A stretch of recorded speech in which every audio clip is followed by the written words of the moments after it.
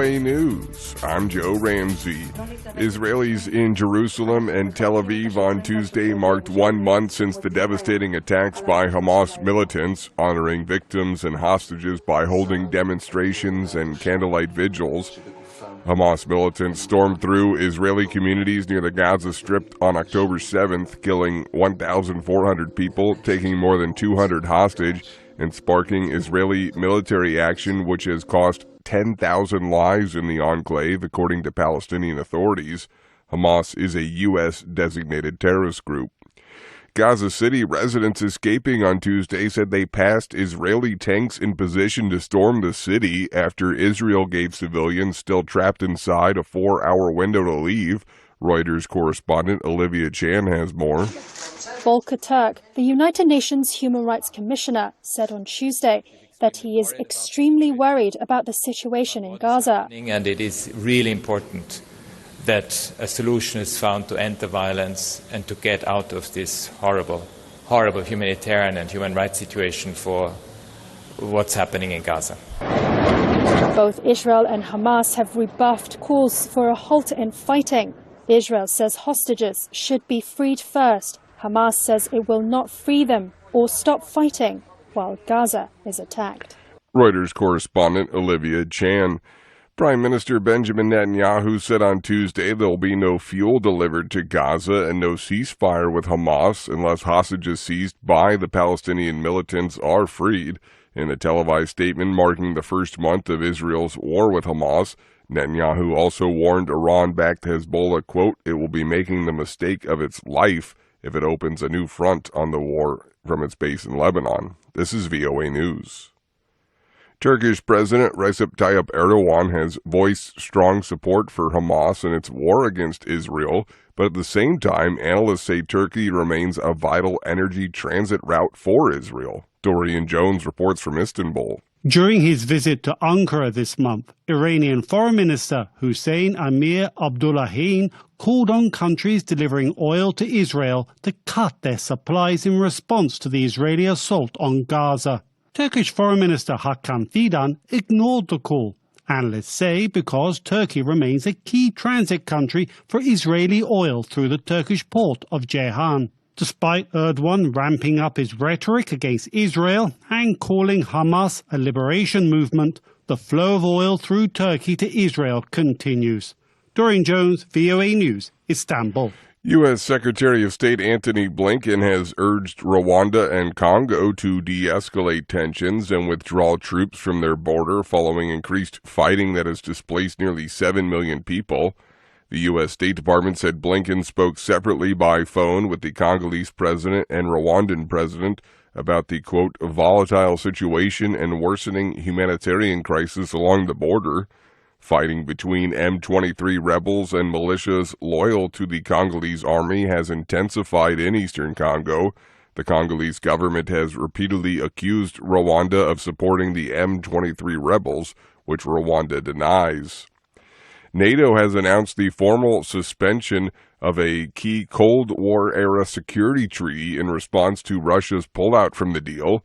AP correspondent Charles de Ledesma reports. The alliance says its members who agreed to the treaty are now freezing their participation in the pact. Most of NATO's 31 allies have signed the Treaty of Conventional Armed Forces in Europe, which was aimed at preventing Cold War rivals from massing forces at or near mutual borders. It was signed in November 1990, but not fully ratified until 2 years later. Russia's foreign ministry announced earlier on Tuesday that Moscow had finalised its withdrawal. NATO says that a situation whereby allied states parties abide by the treaty while Russia does not would be unsustainable. I'm Charles de Ledesma. A Russian fiber optic cable under the Baltic Sea was completely severed last month when a Chinese container ship passed over it, a state company said on Tuesday.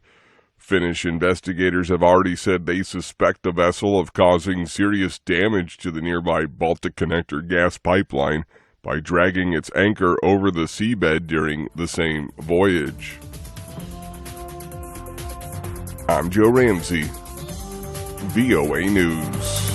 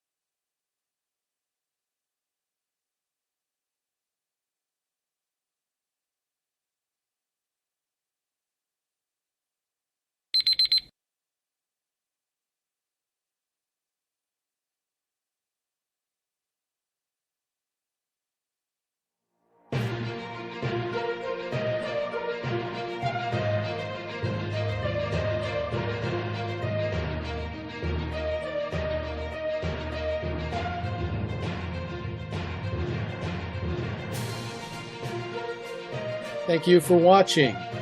Can you do me a favor? Please leave a comment in the comments section below. That would really help. Thank you, and see you again soon.